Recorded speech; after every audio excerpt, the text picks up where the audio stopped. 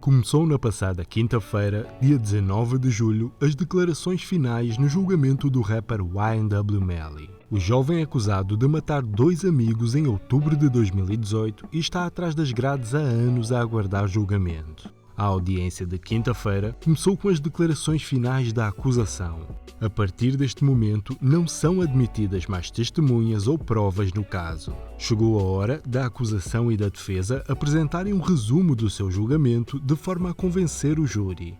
A procuradora responsável pelo caso começou por fazer um breve resumo do que a acusação apresentou ao longo de todo o julgamento. O primeiro tema a ser abordado foi a reconstrução da trajetória das balas que foi feito pelos peritos da polícia de Miramar e em como chegaram à conclusão de que a morte de Anthony Williams e Christopher Thomas não resultou de um drive-by. So we're going to start on the trajectory runs. If you recall, on the outside, the most important aspect of the ones on the outside of the car is they show that this was not a drive-by. If this was actually a drive-by, this is what you would have seen. Strikes coming in at different angles, at obtuse angles. There would be angles of entry that would show either a pattern of speeding up or slowing down. But instead, you have them coming in at 90 degrees. And that goes for the front, on the driver's side door, the rear driver's side door, and then you have strike K going across. If that had happened during a drive-by, whoever was sitting in that rear driver's side passenger seat would have had a projectile right through their knees. That was the path of that bullet. Talking about as well on the driver. If you recall, ladies and gentlemen, projectiles are found underneath the brake pedal. You don't see any injuries on Mr. Henry. He got out of that car too. O segundo tema que foi abordado pela procuradora foi os vestígios de sangue que foram encontrados no veículo onde os jovens seguiam naquela noite. Segundo a acusação, a forma como o sangue estava espalhado no interior do veículo mostra que no momento dos homicídios havia alguém sentado no banco por trás do condutor, o mesmo lugar que vimos YNW Melly entrar nas imagens de videovigilância do estúdio onde os jovens saíram naquela noite. Anthony Williams, the way his head was in that Jeep is that he is sitting in this front passenger seat. And as you can see, all the blood is dripping down the back of the seat. That tells you, ladies and gentlemen, and from the angle of entry when we get to the medical examiner's information, that his head was right here. And that reaction, ladies and gentlemen, tells you that someone is sitting in this seat. Because, as Detective Williams illustrated, it's where the blue star isn't. So there is no blood. There's no blood where someone's would have been sitting. There's no blood where their legs would have been, and you can see on the V that's indicated on that. And there's no blood on the back of the seat. So, ladies and gentlemen, what does that tell you? The killer was sitting there. Segundo a procuradora, a forma como o sangue das vítimas está espalhado pelo carro conta um pouco do que aconteceu naquela noite. E foi também encontrado vestígios de sangue na roupa que o YNW Bortland tinha vestida no momento do crime. E segundo os especialistas, a forma como o sangue está espalhado na roupa mostra que Bortland não foi o autor dos homicídios. One of the things that Detective Williams relied upon was the shirt of Cortland Henry. If you recall, there is a spot of blood on the front of the shirt. That blood, as Kurt Rhodes then told you, belongs to Anthony Williams. What does that tell you, ladies and gentlemen? That during the course of this shooting, Cortland Henry has his back against the driver's seat and is driving wearing this shirt when the shooting occurs. So then we have the back of the shirt. And so if you recall, the blood on the back of the shirt is right here. And that blood, Christopher Thomas, a single source profile. So what does that tell you, ladies and gentlemen? That tells you that Cortland Henry didn't fire the fatal shot for Christopher Thomas. Após falar dos vestígios de sangue encontrado dentro da viatura, a promotora voltou a falar da reconstrução que foi feita à trajetória das balas. Segundo a acusação, os detetives conseguiram determinar que os disparos fatais foram efetuados de dentro do carro e que os ferimentos nas vítimas mostram que o autor do crime estava a poucos centímetros de distância quando efetuou os disparos. That was the other aspect that we learned from Anthony Williams, because there was the entrance and the exit wound. So from there, ladies and gentlemen, you can tell, again, the side-to-side orientation of the head, because that front passenger window is blown out. That tells you that his head was not upright, but it was laying over to the side, because if you recall, the entrance on Mr. Williams is back behind his left ear, and the exit is up here in his hairline. If he was sitting up and awake and knew what was going on, you would expect to find a projectile in the headliner and the roof of that Jeep. So what do you know about Christopher Thomas's wound? That it's coming in at almost 90 degrees on the left side of his face, and that there is stippling. You learned about stippling, the imprint of unburnt gunpowder into the skin of a living human being. Powder tattooing is also called. So on Christopher Thomas, you learned from Sergeant Williams, as well as from the medical examiners, that the firearm that inflicted that wound was approximately 3 inches to no more than 3 feet. Após falar na análise da trajetória das balas, a procuradora voltou a falar no telefone que alega pertencer ao Y&W Melly. Ela lembrou ao júri as centenas de fotografias, vídeos e mensagens que foram mostradas ao longo do julgamento para provar que o telefone realmente pertence ao rapper. A promotora mostrou depois as imagens de videovigilância do estúdio onde os jovens saíram naquela noite, onde, segundo ela, o Y&W Melly carrega com ele o telefone em questão. So we have the studio video. It's important to notice, ladies and gentlemen, that phone, always in his hand. He doesn't let go of it, still in his right hand as he's going to go get in that rear driver's side seat. A promotora depois cruzou os dados da localização do telefone com várias câmaras espalhadas pela cidade para provar que o percurso que os jovens seguiram é diferente daquele que Bortlen descreveu. Segundo a acusação, a localização dos telefones mostrou também onde o crime realmente aconteceu. Naquela noite, os jovens encostaram numa estrada pouco movimentada, o mesmo local onde a polícia encontrou mais tarde invólucros e os estilhaços de vidro que correspondem ao da viatura.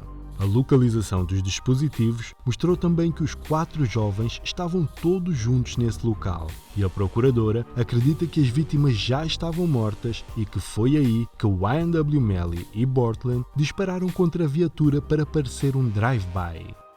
Remember, that phone showed mobile all the way till 4:03 a.m. That's when it went outdoor stationary. So, ladies and gentlemen, I submit to you that's when that drive-by was staged. And the victims were killed sometime between the highway at Miramar Parkway and I-75 and getting out to US 27.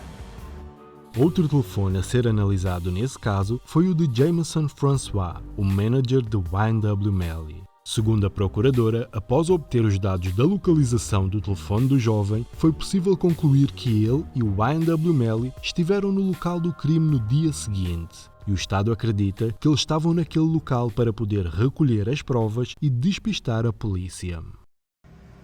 Then for some reason, at noon, on October 26th of 2018, Jameson Francois' phone is out there in that same US 27 in Pembroke Road location. And so is that of Mr. Demons. Very odd location to go to. Nothing out there. Except evidence of a murder. A procuradora continuou a apresentar os seus argumentos e desta vez passou a falar de uma testemunha muito importante no caso, Travion Glass, o amigo de Y&W Melly, que foi chamado a depor pela acusação. Travion estava com os jovens na noite do crime e, apesar de ter evitado ao máximo colaborar, o jovem deu duas informações muito importantes para este caso: que o Wayne O'Malley não entrou no Mitsubishi vermelho naquela noite e que o jovem já tinha trocado de roupa quando eles voltaram a encontrar-se. Travion Glass, the red Mitsubishi. What did we learn from Mr. Glass? Mr. Glass said Mr. Demons was not in the car, that red Mitsubishi, at any point on October 26th of 2018. Same 4 people got in, same 4 people got out. He recalled the different clothing the defendant was wearing at Frito Bang's house. That there was no stopping on the side of the road. And also, there's no reason. There is no reason that's put before this jury whatsoever. Not in the phone records, not in the Snapchat, nothing that explains why 8 people that are going to the exact same location would stop on the side of the road. Just one person would switch a car. No reason whatsoever. Outro ponto muito importante apontado pela acusação foi o facto de ter sido encontrado um cartucho no interior do carro que corresponde ao encontrado no alegado local do crime. O facto de ter sido encontrado um cartucho no interior quer dizer que pelo menos um tiro foi disparado dentro da viatura naquela noite. O cartucho estava em frente ao banco onde Wayne O'Malley estava sentado. And so then we have the cartridge casing. So this casing is at the passenger, rear, driver's side floorboard. The exact seat Mr. Demons was sitting in a plastic bag. This cartridge casing is found October 26th, 2018. Then we go to November 21st of 2018. Where you heard about the testimony that had to use the canine to find these particular artifacts. All these 8 casings are consistent and fired from the same weapon as the one inside the car. A procuradora estava a apontar todos os pontos da investigação que mostram que Wayne O'Malley foi o autor do crime. Ela falou ainda no facto do jovem pertencer a um gangue, pois em Flórida, se o homicídio foi cometido para o benefício do gangue, isso é um fator agravante para a pena de morte. Por isso, a promotora fez questão de deixar bem claro a afiliação que Wayne O'Malley tinha a um dos sets mais violentos dos Bloods, os G-Shine. Go to the gangs. And ladies and gentlemen, I'm limited on time in terms of what I can talk about. So in some areas I'm going to be brief. This is one of those. Ladies and gentlemen, the evidence clearly shows the defendant is a G-Shine blood gang member. And so for the purposes of the jury instructions that His Honor just read to you, you have to determine if at the time of this offense, if the murder of his 2 friends benefited the defendant. And in benefiting the defendant and promoting or benefiting his position in the gang, it then helped the gang itself. Outro fator que é um agravante para a pena de morte em Flórida é o facto do homicídio ter sido premeditado. E segundo a procuradora, foi exatamente isso que aconteceu neste caso. Ela indica que Wayne O'Malley carregava com ele a arma já com a intenção de matar os amigos e que a reconstrução da trajetória das balas mostra que Zack Chaser estava a dormir quando foi atingido. O facto do jovem ter decidido disparar sobre Juvie após ter cometido o primeiro homicídio faz automaticamente com que o segundo seja premeditado, segundo a acusação. Anthony Williams was shot in the back of the head. That was planned for when he was sleeping so that he could not fight back. That was a premeditated, planned killing of Anthony Williams, where there would be an alibi already discussed. So then, Christopher Thomas. Ladies and gentlemen, I submit to you the murder of Christopher Thomas was premeditated in that as well. Chris Thomas, as you saw with Sergeant Williams and Mr. Howard demonstrating, oh my goodness, what's going on? Mr. Demmons then made the decision at that point he couldn't have a witness. Outra prova que foi mostrada novamente ao júri ao longo das declarações finais da acusação foi as mensagens trocadas entre YNW Melly e a sua ex-namorada, Mariah Hamilton. Na conversa, Melly diz que nunca vai deixar Bortland para trás por aquilo que ele fez por ele, que, segundo a procuradora, foi tentar esconder os homicídios de Anthony Williams e Christopher Thomas. You recall, this is the argument between Mariah Hamilton and Jamel Demmons, Melly Montana. Bort coming everywhere with me, because if them crackers come grab him, it's my fault he forgot. I keep Portland with, because at the end of the day, he did one of the realest shit in my life. Yeah, he covered up a murder. Did a very terrible job of it, but that's what he did. That's what this is referring to. This is less than 2 weeks after this homicide occurs, and that's what they're talking about.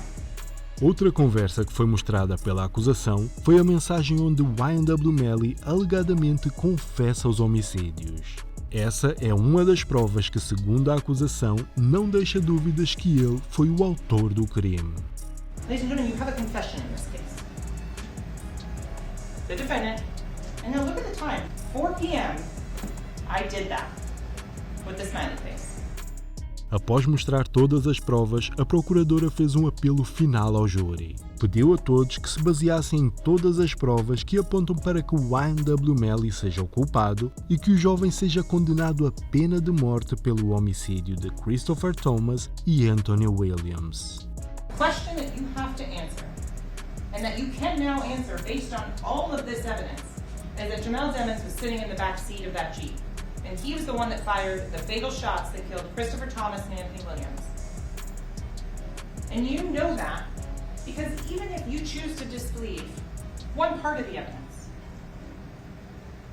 2 parts of the evidence, you can see what the overall picture is.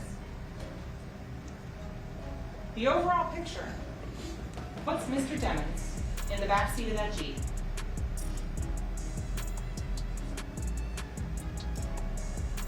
It puts him holding a gun. You don't need a murder weapon to know that he committed these 2 crimes. Ladies and gentlemen, I would ask that you serve justice, that you deliberate, and that you return a verdict of guilty as charged as to murder in the 1st degree.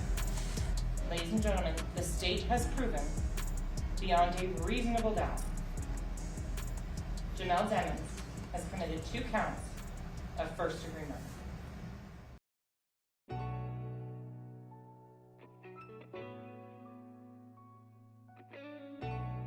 Após horas a ouvir a acusação, foi a vez da defesa de YNW Melly de apresentar as suas declarações finais. Assim como a promotora, o advogado de defesa fez questão de lembrar ao júri que este é um caso muito sério e que está nas suas mãos decidir o destino de YNW Melly. This is a first-degree murder case.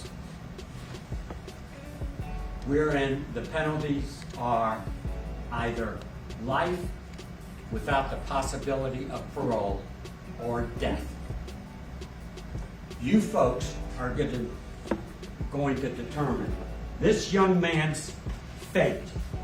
He told you that this young man has pled not guilty. That means you have to presume him innocent. That means that that presumption stays with him until and if the state of Florida can prove their case beyond and to the exclusion of every reasonable doubt. O primeiro ponto apontado pelo advogado de defesa foi a incompetência da investigação. A própria acusação indicou que alguns agentes envolvidos na investigação não tinham a preparação necessária para lidar com um caso como esse. E o advogado de defesa usou essas mesmas palavras para convencer o júri que as provas apresentadas não são o suficiente para levar a uma condenação. The Miramar Police Department lacks the training. Those aren't my words. That was Miss Bradley just an hour ago saying. Not only did Miss Bradley say that, but Sergeant Williams also said they lack the training in one of the worst investigations. That's why I pushed aside their reports. A polícia de Miramar apresentou várias falhas ao longo da investigação e, segundo a defesa, as provas apresentadas não são o suficiente para condenar o A&W Melly pela morte dos seus amigos. Tratam-se apenas de provas circunstanciais que, na sua grande maioria, podem ser interpretadas de várias formas. Segundo a defesa, entre as mais de 100 provas apresentadas pela acusação, nenhuma delas nos dá a certeza absoluta de que Melly é o autor do crime. Now, the state produced over 100 exhibits sitting right here on the floor. Ms. Bradley made reference to some of them. They're all here. And I put them on this side of the podium because I suggest to you that this is a smoke screen. I suggest to you that this is open for anybody to interpret any way they want. Outro ponto importante mencionado pelo advogado de defesa de A&W Melly foi que certas provas só foram encontradas mais de 3 anos após o crime. O advogado mencionou ainda como é curioso que, no caso do ADN do rapper, após várias análises ao carro e anos de investigação, as mesmas só tenham sido encontradas pouco tempo antes do julgamento começar. We learned immediately that Jeep was taken to a secure area.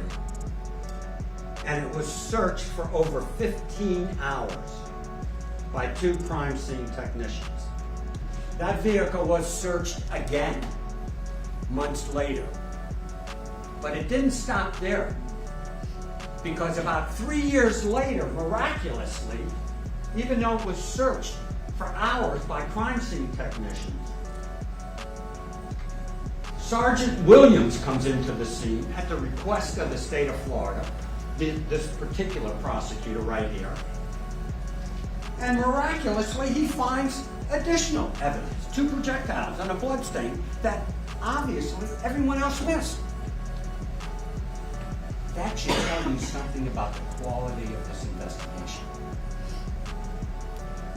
That should give you a clue as to what's going on in this case. Depois de pôr em causa a seriedade da investigação, o advogado passou a falar sobre o facto de nunca ter sido emitido um mandato de busca para a casa dos jovens. Lembramos que todos eles moravam na mesma casa e que a polícia nunca encontrou a arma do crime ou as roupas que Melly usava naquela noite, mas mesmo assim, o agente Mark Moretti nunca efetuou buscas na casa onde eles moravam. We know that Moretti identified all 8 people that left the studio on October 26th. We also know that Moretti knew where this young man lived, along with all the other 7 people that left the studio. We all know that, according to the state, Cortland Henry lied to the police.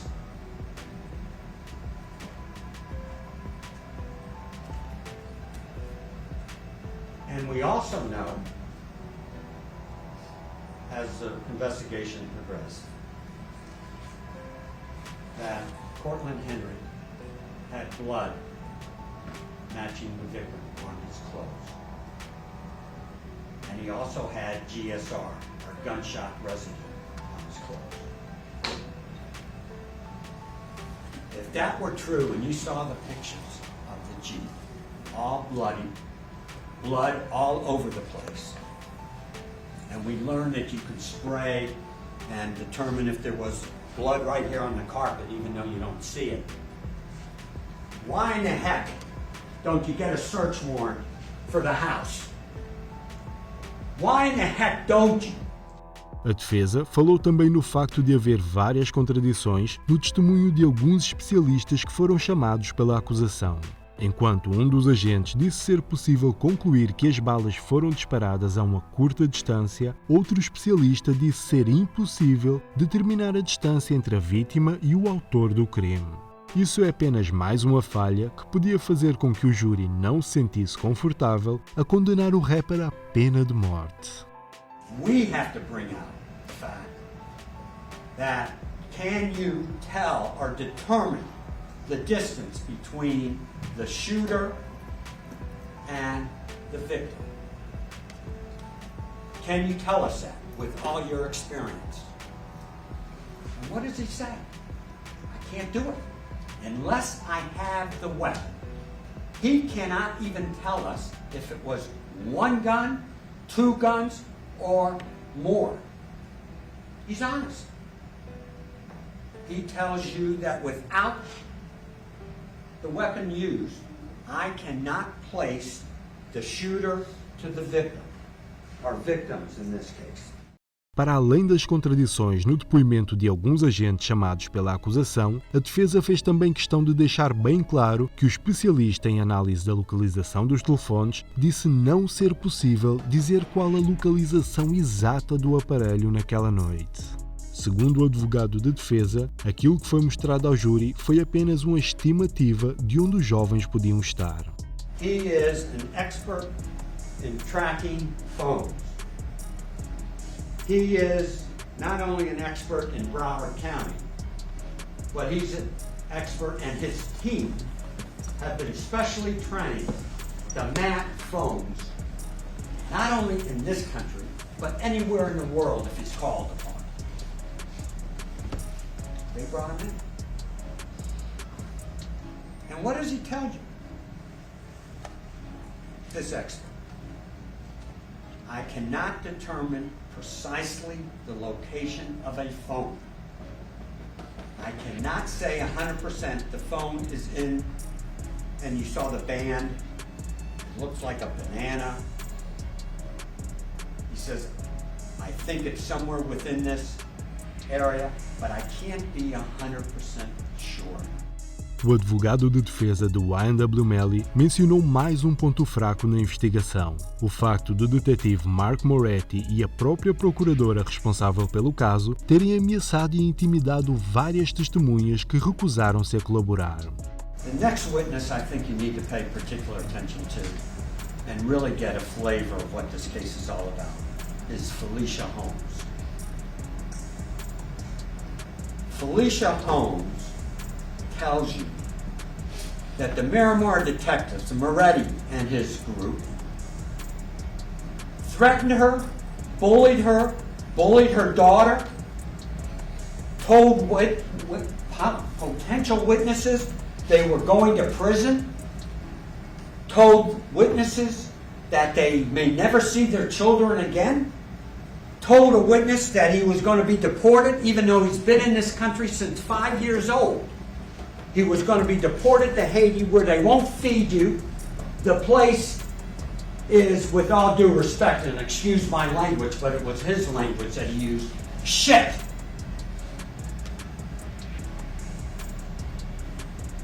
This is the great detective. This is why this kid's sitting here. They have intimidated and threatened everybody. Desde o começo do julgamento que a defesa alega que a acusação tem Melly como o único alvo pelo simples facto de ser famoso e bem-sucedido. Segundo eles, isso vai trazer muita visibilidade para os detetives envolvidos e até mesmo para a procuradora. E eles alegam que este é o verdadeiro motivo do jovem estar a ser acusado da morte dos seus amigos.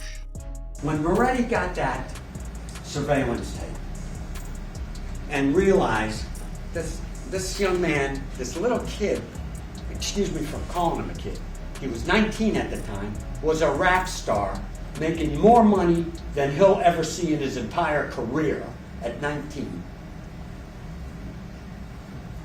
He got tunnel vision.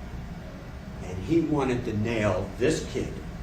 And what better way to move up the ranks, get some publicity, is to arrest the star.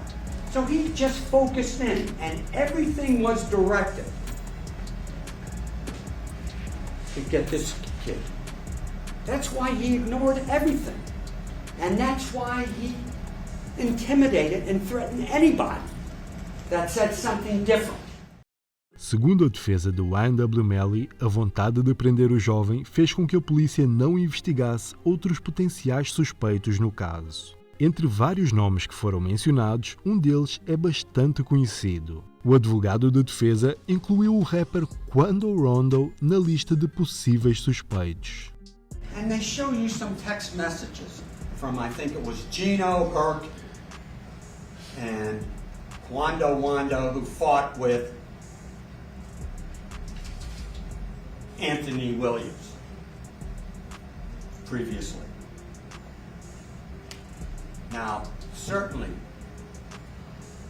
if the investigation is being fair and you want to find who was involved in this case, you would relay that information to the lead detective of people of interest or suspects. And what do we find out? Moretti has no idea who Gino is, no idea who Herc is, and doesn't know about Quando Wando.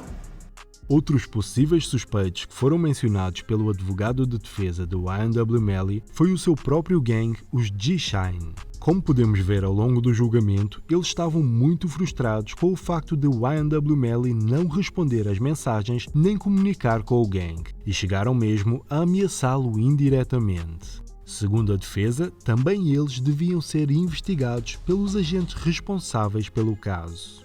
He also refers to some text messages where those individuals that are in fact associated with the gang text him and he's not responding.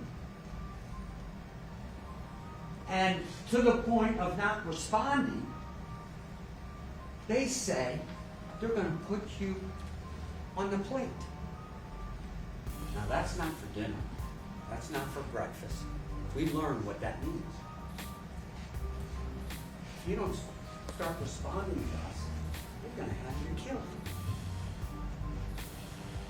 What the heck's going on?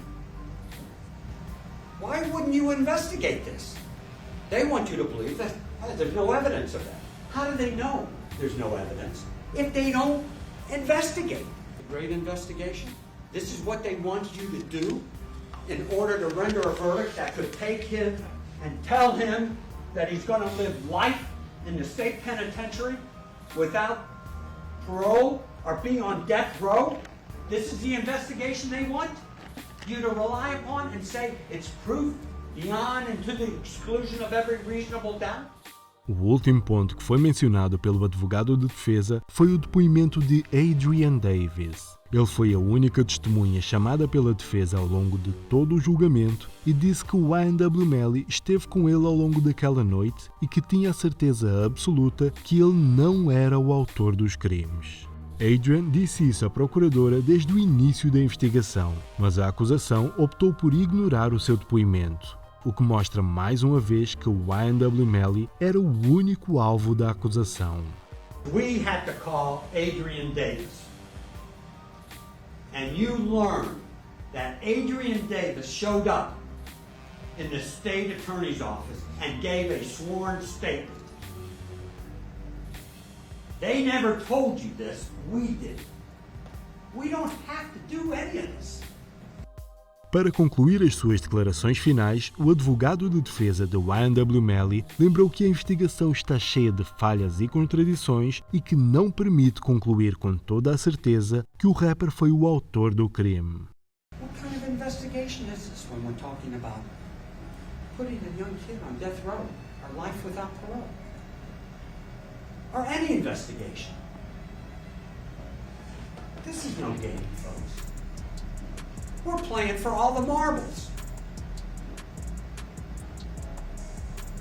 That's why they said that Miramar Police Department lacks the training. They did absolutely nothing once they got that surveillance tape. Blinders on them. We're not going to look to the left. We're not going to look to the right. We're just going to direct everything to this young man. Uma vez que as possíveis sentenças seriam pena de morte ou prisão perpétua, o advogado fez um último apelo, que o júri declara o YNW Melly inocente dos crimes de que está a ser acusado. Why don't you do the work that is required before you ask 12 of you to either put him on death row or life in prison? You want to make sure the justice system stays intact.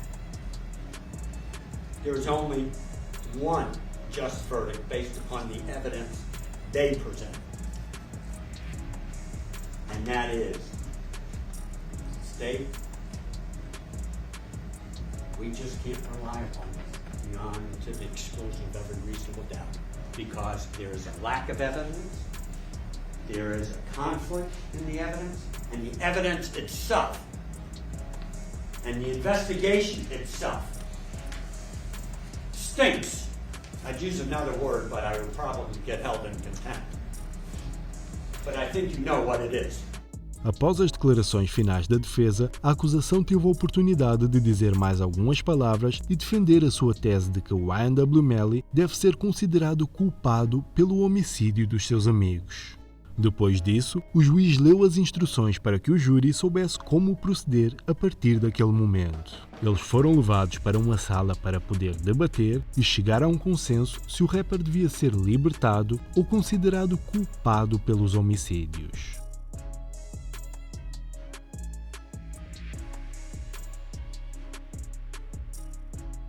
O júri não conseguiu chegar a um consenso na sexta-feira após horas de debate entre eles, pelo que o juiz dispensou-os e anunciou que a audiência seria retomada no dia seguinte. No sábado, dia 22 de julho de 2023, o júri voltou a reunir-se de forma a debater e tentar chegar a uma decisão em conjunto. Após mais de 14 horas de debate, o júri informou que não conseguiu chegar a uma decisão unânime e, por consequência, o juiz deu o julgamento como anulado. The jury inquiry form, it indicates that after further discussions, reviewing the evidence and speaking freely amongst the jury, we are still unable to reach a unanimous decision. So at this time, what I am going to do is just declare a mistrial. And again, I want to thank you very much for your time and attention. It's very much appreciated. You're free to go. Thank you, ladies and gentlemen.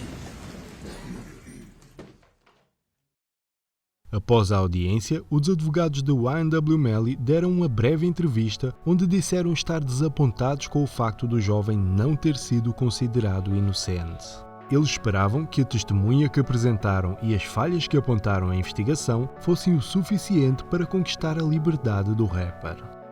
Just had the mistrial called and I need to have both of your reactions. Obviously, we want to thank the jury for their great efforts that they've extended over this period of time. But we are somewhat disappointed that Melly is not walking out the door with us. That's all I can say for right now. And David, do you have anything you want to say further? I don't really have much to add except to say that the jury did pay attention. We asked them to do a lot, and they hung in there and gave it its best effort, their best effort. It's the most we could ask them. So. And what are your next steps as far as Melly is concerned? Are there going to be any efforts to try to get him out on bond? We're not at liberty to discuss that at this point. What are you at liberty to discuss? Can you tell us anything about next steps? No. Okay, thank you so much. We really appreciate you coming. Outra pessoa que foi entrevistada após o final da audiência foi Jameson Francois, o manager de YNW Melly. Ele, por sua vez, mostrou-se satisfeito com a anulação do julgamento e diz acreditar que o rapper será libertado ainda este ano. Track, tell us, you are the manager for YNW Melly. What's your reaction to the mistrial? I mean, I'm happy with it, you know what I'm saying? It's not the verdict we would want, of course, but, it's a second chance. and I take that literal for everything. Second chance of life, second chance for better defense. So, you know, I'm excited. Really feel like Melly's coming home. Ben felt like that, but it's just, you know, confirmed it. Have you had a chance to talk to Melly since he's been during this trial, and whether or not, you know, what his reaction would be to a mistrial? I mean, you know, they took his phone privileges a long time ago before we even got to this case, so no, but I'm pretty sure he's patient, you know what I'm saying? He's going to get into his music, you know, write more, get into praying, and just, because he know he's coming home, so if it's not today or tomorrow, it's definitely going to be soon, real soon. Have you had a chance to talk to any of the other family members since the mistrial was called, or do you know how they would feel about it? No, because it just happened, so, you know, I'm pretty sure, like, everybody feeling the same way I feel, you know, as long as it's not a guilty verdict, you know what I'm saying? It's way more ensuring than that, so, you know, pretty much we're just ready for the next go round. All right, thank you so much for taking the time to talk to us today. You have a good day. Melly coming home 2023. As provas e os argumentos apresentados pela procuradora não foram o suficiente para convencer todos os membros do júri e, desta forma, YNW Melly não foi condenado. Isso significa que, a partir deste momento, o Estado vai ter 3 opções: retirar as acusações contra Melly, o que num caso como esse é muito pouco provável, oferecer uma pena mais leve ao rapper para que ele se declare culpado e não haja a necessidade de um novo julgamento, ou a terceira opção, e mais provável, começar um novo julgamento com um júri diferente. Quanto a YNW Melly, ele voltou para a prisão neste momento, mas com certeza os seus advogados vão pedir que ele possa ser libertado sob o pagamento de fiança, uma vez que ele já está atrás das grades desde 2019 a aguardar julgamento. Existe, portanto, a possibilidade de Melly estar em liberdade em pouco tempo. Cabe ao juiz decidir se ele vai ter direito à fiança ou não. Existem alguns pontos a seu favor, como o facto de já se ter entregado quando foi acusado inicialmente, o que mostra que não existe o potencial de fuga. Outro ponto a seu favor é o facto de estar há anos a aguardar julgamento, assim como o facto de ter havido um julgamento onde foi considerado que as provas eram insuficientes para condená-lo. No entanto, tendo em conta que trata-se de um crime tão violento, isso pode fazer com que o juiz considere o YNW Melly um perigo para a comunidade e decida que o jovem tenha que ficar na prisão até ser julgado novamente. O facto do julgamento ter sido anulado não quer dizer necessariamente que Melly seja libertado e que não volte a ser acusado. Ainda existe uma grande possibilidade do jovem ser julgado novamente pelas mortes de Anthony Williams e Christopher Thomas. Mesmo após 5 anos atrás das grades, Melly continua sem saber qual será o seu destino e, neste momento, continua tudo em jogo para o rapper. Quanto a nós, vamos estar atentos a novas atualizações sobre o caso de YNW Melly para que possamos manter-vos informados. Subscreve ao canal e ative as notificações para que possas ver mais notícias e documentários sobre rap todas as semanas.